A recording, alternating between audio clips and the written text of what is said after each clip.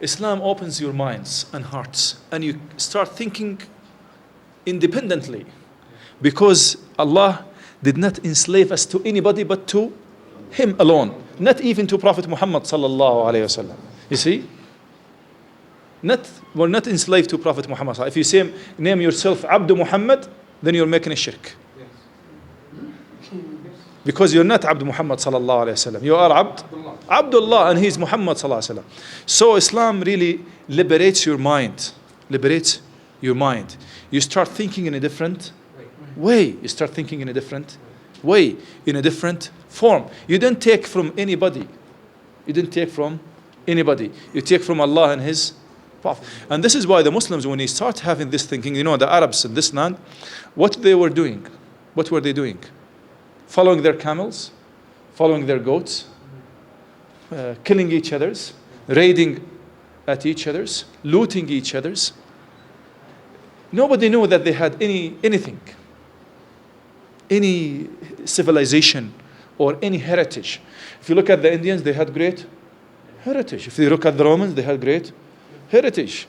If you look at the Persians, they had great. If you look at the Chinese, look until now. What did the Arabs have? Nothing. Fighting. That's all. And this is why Allah spoke to Prophet Muhammad sallallahu alaihi wasallam and said to him, وَمَا كُنْتَ تَدْرِي مَا الْكِتَابُ وَلَا الْإِيمَانُ ولكن جعلناه نورا نهدي به من نشاء من عبادنا وإنك لتهدي إلى صراط مستقيم. Allah spoke to Prophet Muhammad sallallahu alaihi wasallam, oh Muhammad, even yourself, you and your people, you had no idea what is Iman, what is belief, faith, what is Quran. ولكن جعلناه نورا. This Quran جعلناه نور, light, not only for you.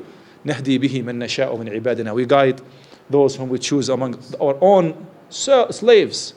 وإنك لتهدي, and you Muhammad guide إلى صراط مستقيم, to a straight path.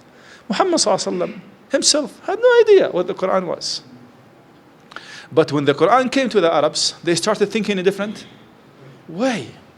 They used to dig a hole and bury their own young daughters alive. Umar spoke about himself. He said, I used to build my own statue, my own God. Sometimes out of dates, because dates is nice. Say, when I become hungry, he used to eat his own God.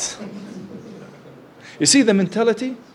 Sometimes when you go away from the Quran and the mentality of the Quran, you do this without knowing, and you think you're good Muslim, because you give your mind to somebody else, you will be enslaved by somebody else. You call him a scholar, you call him whatever.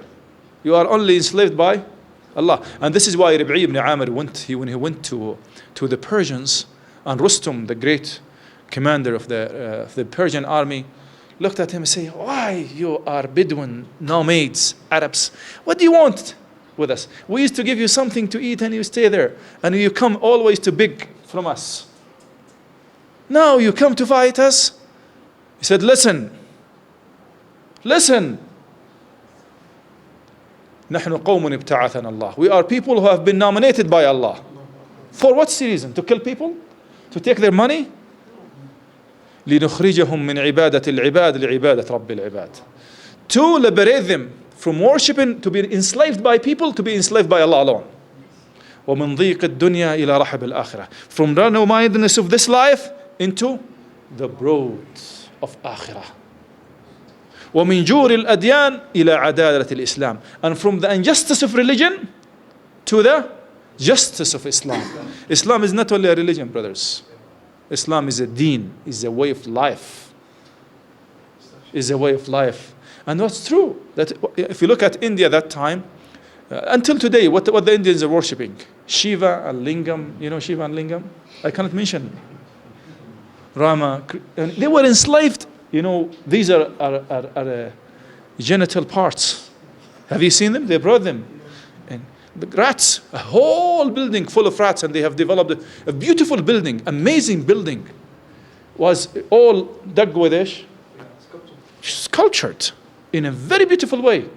And the whole family will come, they bring the best of their food, and they come to their God to offer the God to offerings to. And the God is? Rats will come, eat the food. Is this justice of religion? This is enslavement of the human mind. of the human heart. Brothers, we thank Allah subhanahu wa ta'ala that we are Muslims. Wallahi, we thank Allah that we are Muslims. Otherwise, we'll be enslaved to somebody, or to something, or to an animal, or to anything. And those people who are not enslaved to Allah, and they don't accept the way of Muhammad sallallahu alaihi wasallam, they will be enslaved by others. Even if they call themselves, quote unquote, Muslims. A Muslim is who? What is the meaning of a Muslim? What is the definition of a Muslim? Muslim is someone who is submission to order. Okay. Anything else? What is the definition? What does it mean that you're a Muslim? When you accept Islam as a religion, Okay. What does it mean accepting Islam as your religion? Submitting, total submission, total surrendering. Islam means you surrender. You know, it's Islam, you surrender, but you surrender to Allah alone. Not to Allah and you stop. Allah alone. Subhanallah, ya akhwan. But this is something very important that we need to think, because Islam, when Allah liberated the mentality of the Arabs, submitting to this idol, they started one of the greatest nation in history. They became one of the greatest, if not the greatest nation in history. Not because they're Arabs, but because of, even the word Arabs has dissolved and became called, huwa sammakum, the Arabs, al-Muslimin, huwa sammakum, he named you the Muslims. And this is why the Prophet ﷺ, he tried his best to take away all these isms and schisms and ethnicities, to be Muslims. To be Muslims. And if you look around, the people around Prophet Muhammad ﷺ, they were from all over. Last time we talked about Bilal, radiallahu anhu. What happened afterwards? Development in sciences, in translation, in technology that the world has never seen before. And this is, when we think Islamically, we'll succeed. Because we liberate our minds. We start thinking in a godly way that Allah wanted us to think in that way. And this is, the whole world is waiting for us, ikhwan.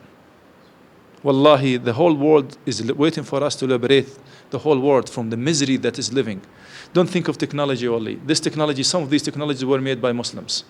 Believe me, if it were not for Al-Khwarizmi, the great Muslim scholar, we would have no computers, we'd have no rockets, we'd have no communication system, we would have no real innovation. You know why? Because he is the real innovator of all these. Al-Khwarizmi is the one who invented the zero. You remember when we teach this in the English department, my brother Kamal knows this, Roman alphabet, do they have zero? No nation had zero before. How did they write 10? This is how they write 10. How about 20? How about 30? You see? They don't have zero. They don't have zero.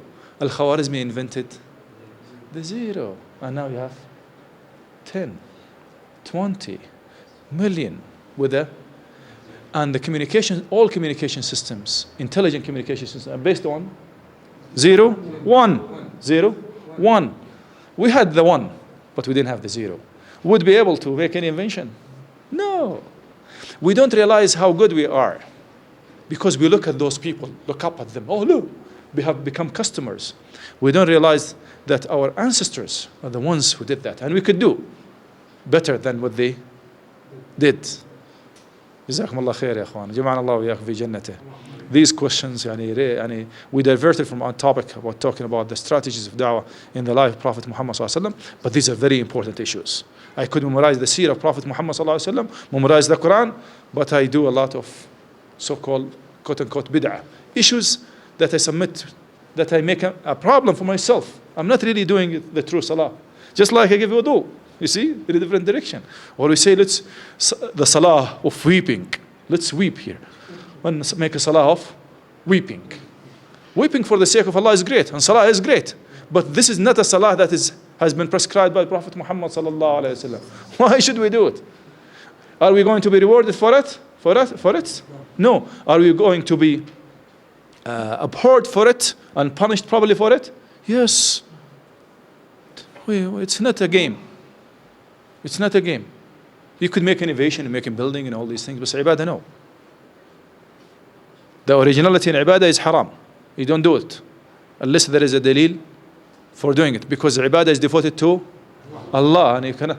But anything else is devoted to you. You could drink it as juice, or a new type of table, a new microphone, a new camera, a new mobile. Fine. This is originally it's halal, unless it really contradicts one of the teachings of Islam. Assalamu alaikum wa rahmatullahi wa barakatuh.